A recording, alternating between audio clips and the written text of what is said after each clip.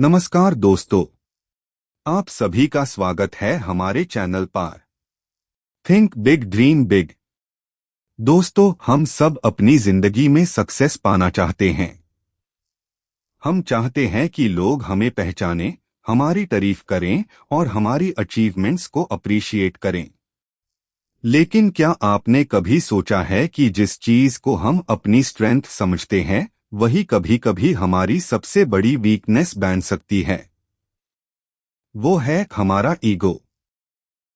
Ryan holiday की famous book the ego is the enemy हमें बताती है कि ईगो कैसे हमारी सक्सेस, लर्निंग और पर्सनल ग्रोथ के रास्ते में रुकावट बन सकता है। इस वीडियो में हम जानेंगे कि ईगो क्या है, ये हमारे लिए कैसे प्रॉब्लम क्रिएट करता है और हम अपने ईगो को कंट्रोल करके अपनी जिंदगी में कैसे आगे बढ़ सकते हैं। तो वीडियो को एंड तक जरूर देखिए। पार्ट 1, ईगो क्या है। सबसे पहले समझते हैं कि ईगो होता क्या है। ईगो सिर्फ घमंड का नाम नहीं है।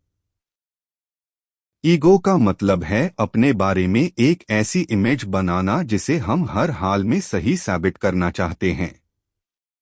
जब हम सोचने लगते हैं, मैं सबसे बेहतर हूं, मुझे सब कुछ पता है, लोगों को मेरी वैल्यू समझनी चाहिए, मैं किसी से कम नहीं हूं, तब हमारा ईगो हम पार कंट्रोल करना शुरू कर देता है। प्रॉब्लम यह है कि ईगो हमें रियलिटी देखने से रोकता है। ईगो कहता है कि तुम ऑलरेडी बहुत कुछ जानते हो, लेकिन ग्रोथ कहती है कि तुम्हें अभी बहुत कुछ सीखना बाकी है। इसी वजह से रायन हॉलिडे कहते हैं कि ईगो हमारा एनिमी बन सकता है। पार्ट 2, जब हम कुछ बनना चाहते हैं। जिंदगी में जब हम कोई बड़ा गोल सेट करते हैं, तब हमारे अंदर एक्साइटमेंट और एम्बिशन होती है। हम सोचते हैं कि एक दिन हम सक्सेसफुल बनेंगे, लेकिन यहां भी ईगो हमारे रास्ते में आ सकता है। कई बार हम काम करने से ज्यादा अपने गोल्स के बारे में बात करते हैं।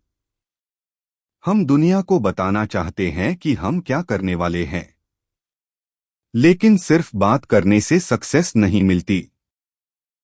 सक्सेस के लिए एक्शन, डिसिप्लिन और पेशेंस की जरूरत होती है। इसलिए जब आपके पास कोई बड़ा ड्रीम हो, तो उसके बारे में हर किसी को बताने के बजाय उस पर काम करना शुरू कीजिए। आपका काम आपकी पहचान बनेगा। आपको अपने ईगो को सैटिस्फाई करने के लिए लोगों की अप्रूवल की जरूरत नहीं होनी चाहिए।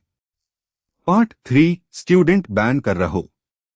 बुक की एक इम्पोर्टेंट लर्निंग है, चाहे आप कितने भी सक्सेसफुल क्यों ना हो जाओ, हमेशा स्टूडेंट की तरह सीखते रहो।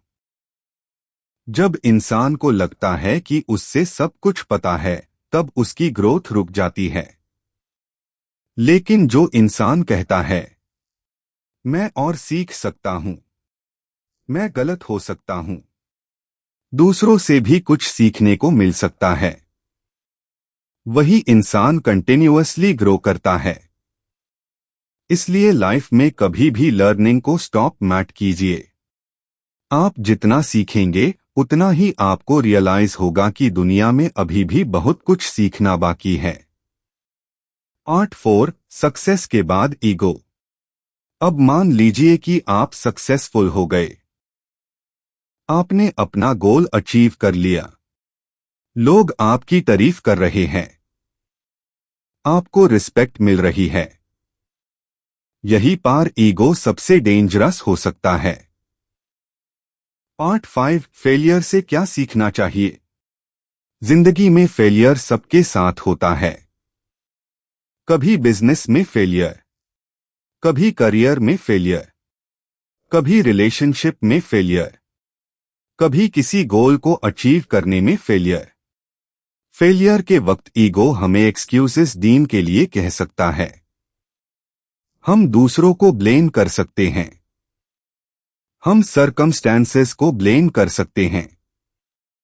लेकिन एक स्ट्रॉन्ग पर्सन अपनी फेलियर को एक्सेप्ट करता है और खुद से पूछता है, मुझसे क्या गलती हुई? मैं इस एक्सपीरियंस से क्या सीख सकता हूं? अगली बार मैं क्या बेटर कर सकता हूं?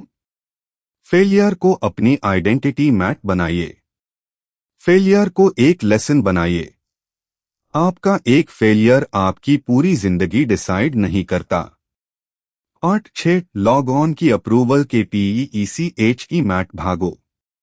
आज के सोशल मीडिया के जमाने में लोग अक्सर दूसरों की अप्रूवल के पीछे भागते हैं। कितने लाइक्स आए, कितने फॉलोअर्स हैं, लोग मेरे बारे में क्या सोच रहे हैं।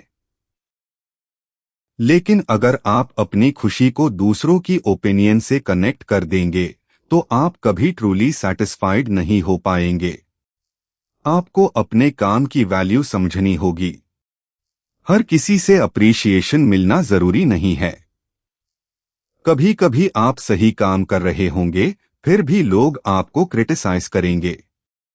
इसलिए अपने गोल पर फोकस कीजिए।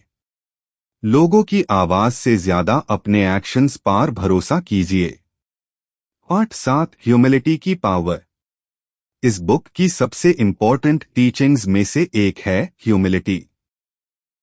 ह्यूमिलिटी का मतलब खुद को छोटा समझना नहीं है। इसका मतलब है अपनी एबिलिटीज को समझना, लेकिन अपने आप को सबसे बड़ा ना समझना।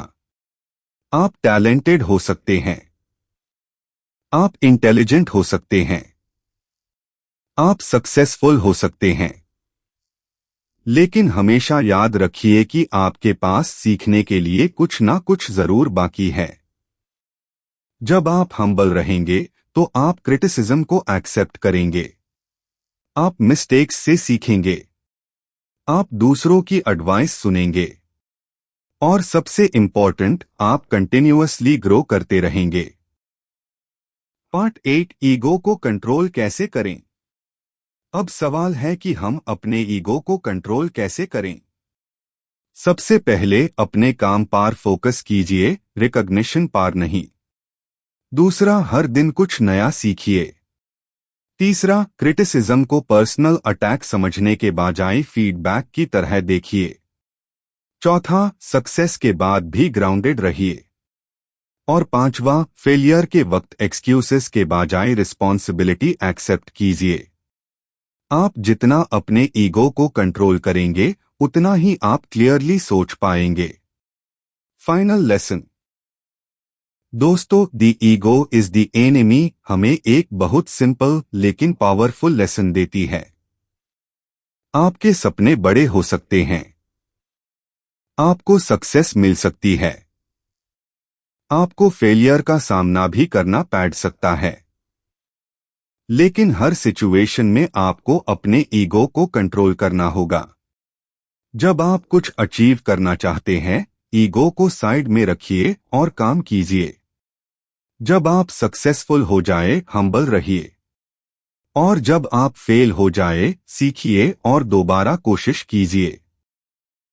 क्योंकि असली विक्ट्री सिर्फ दुनिया को जीतने में नहीं है। असली विक्ट्री है खुद के ईगो पर कंट्रोल पाना। तो दोस्तों, अगर आपको the ego is the enemy की ये समरी पसंद आई हो तो वीडियो को लाइक कीजिए, अपने दोस्तों के साथ शेयर कीजिए और ऐसे हाई अमेजिंग बुक्स की हिंदी समरीज के लिए हमारे चैनल को सब्सक्राइब जरूर कीजिए और कमेंट्स में जरूर बताएं। क्या आपको लगता है कि कभी कभी हमारा ईगो हाई हमारी ग्रोथ का सबसे बड़ा एनिमी बन जाता है? मिलते हैं नेक्स्ट वीडियो में एक और पावरफुल बुक की कहानी और उसकी लाइफ चेंजिंग लर्निंग के साथ। तब तक सीखते रहिए, ग्रो करते रहिए और अपने ईगो को कंट्रोल में रखिए।